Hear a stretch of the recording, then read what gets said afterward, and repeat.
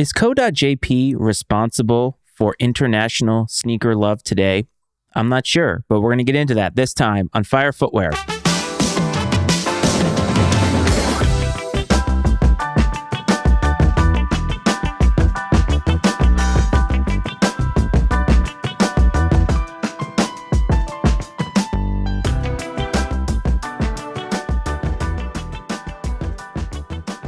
Welcome back to Fire Footwear, everybody. As always, this is your host, Matt Frates. I hope that this finds you well, and I, as always, want to thank you for coming back to this podcast. It means the world to me. We have some really exciting things happening for the rest of this year and possibly even into next year, and I'm very happy that you're on this journey with us. Last week, I ended with a release of the week, and I talked about the Co.JP What the Dunk Low. And I did mention that it wasn't something that I was a huge fan of. I'm not a particular fan of What the collaborations in general because I feel like they just aren't wearable. They don't look practical to me, but I understand the significance of them. They're trying to pay homage to all of the different releases that have happened for a particular brand, a particular collaboration, whatever it is. But I mentioned it because this week I wanted to talk about Co.JP, and the reason why I wanted to do that is because in the social media posts about this What the Dunk Low, I noticed that there was a lot of consistency in the comments, and that consistency was apathy. And apathy in sneakers is never good. It's actually the antithesis of hype, and that is not what you want. And I wonder today if perhaps many people don't understand the significance of Co.JP and what it actually has meant to the culture over the last 20 some odd years. Because in today's world where everything is accessible, international releases don't necessarily come with the exclusivity that they used to. I kind of wonder if maybe people have forgotten the impact that they had. And so I wanted to take this episode to actually go over some of the history and try to remind people, or maybe even educate in the first place, what Co.JP meant. You got to remember, today is different. And today, much like back in the day, though, different cities around the world did have and hold different spaces within the sneaker culture. Even within the United States, you can go to a ton of metropolitan areas all across the country, Boston, New York, LA. Even within the same state, you will find a lot of different cities have different cultures. The DMV, the Washington, D.C. area where I currently live, has its own culture. And people are very proud of those cultures. And throughout the years, throughout the decades of sneakers, those cities have continued to define themselves in terms of their own culture and also within sneaker culture as well. Sneakers now are a worldwide phenomenon. And I think Japan is a top tier country, Tokyo, a top tier city in terms of its contributions to the culture. I think if people were to name a list of like the top 5 most influential cities or top 5 sneaker cities, and I think I even did an episode about sneaker cities early in 2023, Tokyo is going to be on the list. It just is.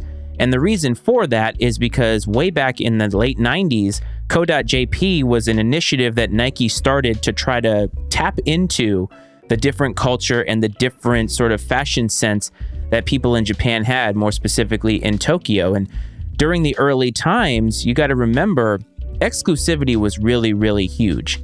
And Nike wasn't able to just distribute everything across the world. Collaborations weren't available to every single person every single time they come out. There was a lot of legwork that had to go into it. So Nike as a business, and let's all remember, Nike is a business. They are a sportswear business, but they are tapping into fashion and streetwear nowadays. And they started to do that in the late 90s, because now we're very heavy into the Michael Jordan and Jordan brand era. Michael Jordan at this point is retired and about ready to come back and play for the Wizards, but they've already been through how many iterations of Air Jordans? And I think the love of Air Jordans and what it was doing for the culture, what it was doing for Nike, was starting to wane a little bit. And Nike needed to find a different niche. And what they decided to do was to create Concepts Japan, which is what Co.JP stands for. And they did that in 1999. And this is where they took their sneakers and they took all of their business and they tried to tap into this market in Japan. And it allowed Nike to create Japanese exclusives. And what that did was create almost this mystical allure globally to what these Co.JP releases were. And you got to remember, again, back then sneakers weren't readily available online. If you wanted something, if you were a collector, you had to have relationships. You had to initiate trades, or in order to cop these exclusives, you had to know people in those countries in order to do so. And Co.JP, with all the fire that they were releasing and the exclusivity that came along with that, it was causing a global phenomenon. Sneakerheads all over the world were trying to get their hands on these. And if you really think about it, if you dive into the core of what this truly means, I believe that Concepts Japan was actually laying the very core bricks of the foundation of what we know today as sneaker reselling.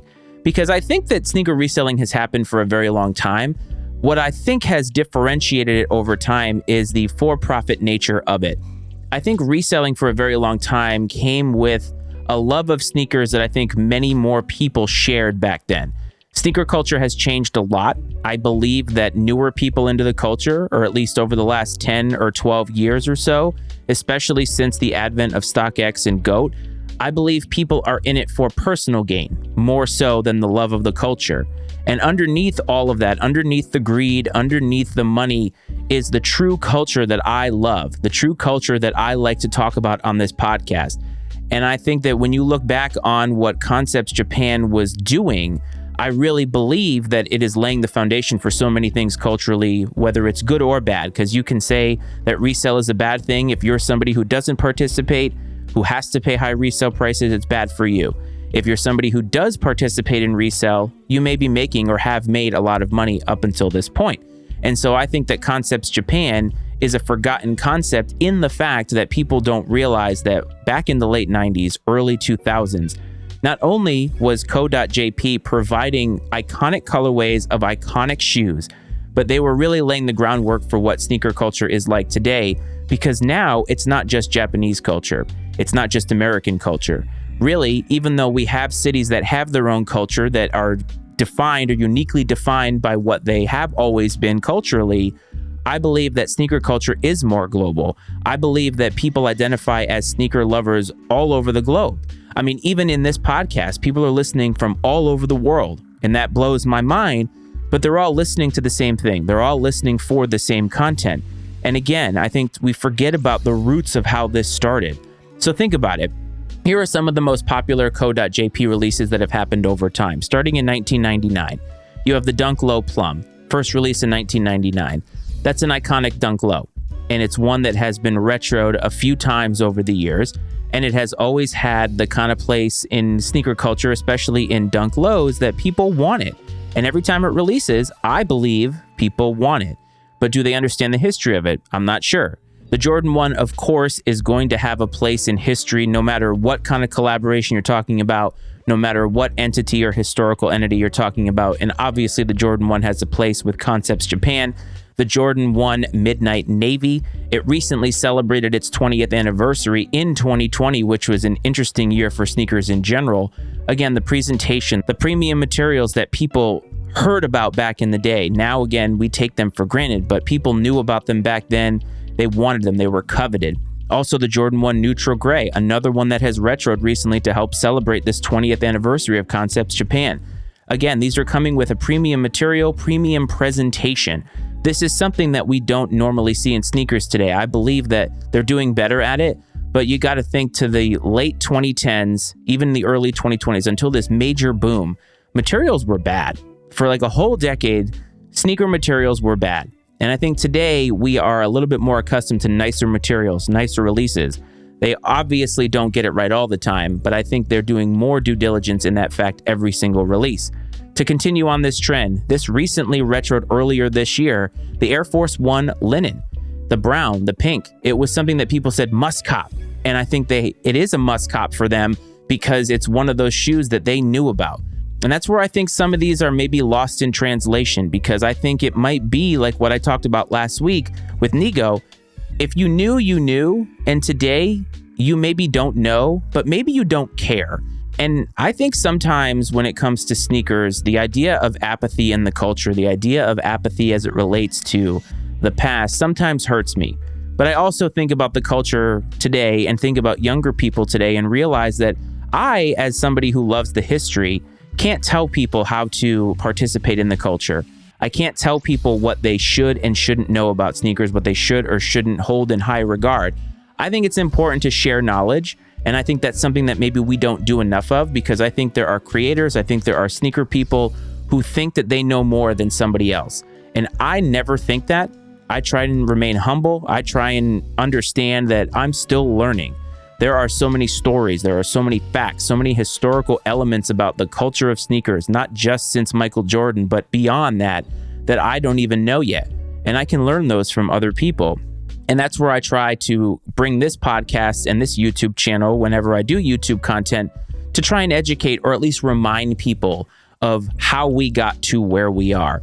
And I think that when I see apathetic comments, or I even see negative comments about the What the Dunks, nobody cares about Co.JP, it makes me sad, because you should at least care to understand why certain people like it. Maybe only the OGs like it, and that's fine. But the OGs are what started this. So Concepts Japan, I said, was laying the core of the foundation of sneaker culture in terms of international relevance. And really, it was laying the core of the foundation for a lot of what we have today in sneakers. And if you're somebody who doesn't know this and doesn't care about this, that's fine. But just understand that the people that came before you, the culture that was built before you, is what got you to this place. And I think that Concepts Japan is very, very influential in making sure that that happened. And I think that it's something that should be studied. I wish that the releases today came with a little bit more of that historical relevance, came with a little bit more information. Because in 2020, when they re-released the Midnight Navy, did they give us the full story?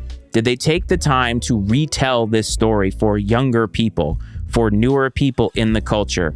And that is something that I have complained about a lot this year. And maybe complain is too strong of a word, but pointed out that Nike, Jordan Brand are not doing enough storytelling. I don't mean storytelling in the materials of the shoe or the shoe itself. I mean when you have a retro, when you have something that is revered in sneaker culture, you should be telling the story that goes along with it. They're trying to do that with the Reimagine series, and I do applaud them for that, but they're not doing enough. When you release the What the Dunk Low for Concepts Japan and people don't care, you're not doing a good enough job. Complex telling me that it's important isn't going to be enough. Nike, the brand, has to do more in making sure that that is possible. And I implore you, go look up Co.JP releases, go look up the history, do a really quick Google search of what Concepts Japan was and find out what it meant to the culture. And maybe it won't make you buy a sneaker, maybe it won't make you care more, but you'll have some knowledge that you didn't before, and you can share it with somebody else that maybe looks up to you in the culture. And I think it's all very important that we do knowledge sharing as much as possible. And before we get out of here, of course, we have a release of the week.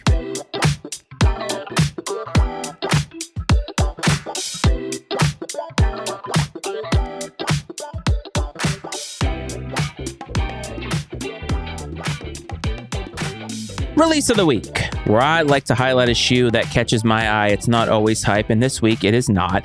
It's just something that I want you to know about. So this shoe, much like last week, ties into some future content that I have already put together for you, and it is the Adidas Crazy 8 Low, and it is $120, releases on November 1st, which I believe is next Friday. The reason that I mention this is because this video recently came out on the Wear Testers YouTube channel. And I was extremely fortunate to sit down with Chris from Wear Testers, and we sat down for over an hour, and we talked about very little sneakers, honestly. It was a great chat. I'm going to put it out in audio, put it out in video, and I hope that the final product reflects just how amazing the chat was. He is one of the most genuine and humble people I've met in sneakers, and especially with the success that he has built, the success he and his wife have earned. I believe that staying humble and remembering humble beginnings is such a great trait. And being genuine, being authentic, being accessible as creators, especially when people come to you, and people have done that here with Fire Footwear to say, I feel heard, I feel seen. And I love that. I love how humble he was, and I cannot wait for you to hear that. So that shoe was really a means for you to go to Wear Testers, subscribe to their YouTube, Instagram, all that good stuff. Watch that review. It's cool, and it also speaks to a time in Kobe's career where he was still with Adidas. I think nowadays we're so used to Kobe's coming out and being Nike retros, but his time with Adidas did have some fire, and I think it's worth a look back, just like it is for Concepts Japan. How do you feel about Co.JP releases? Is it something that you knew about? Is it something that you feel like you are in tune with the history of? Or is it something you don't care about? You can always let me know by calling the Fire Footwear hotline, area code 202-643-9170. For my international listeners, don't forget to do that country code of 1 since I am in the United States. Of course, you can follow me on Instagram at Fire Footwear Pod is the handle, at Fire Footwear Pod on TikTok. If you want to watch the show on YouTube, Fire Footwear Sneakers Talk is what you would search. If you go there and you like the videos, please hit subscribe. It means a lot. I'm trying to build that and give you some different things because as a content creator, I just love making content for you. I hope this finds everybody well, fam. I hope this finds everybody safe, and I appreciate everybody's listening ear, and I will talk to you next time. This is Fire Footwear.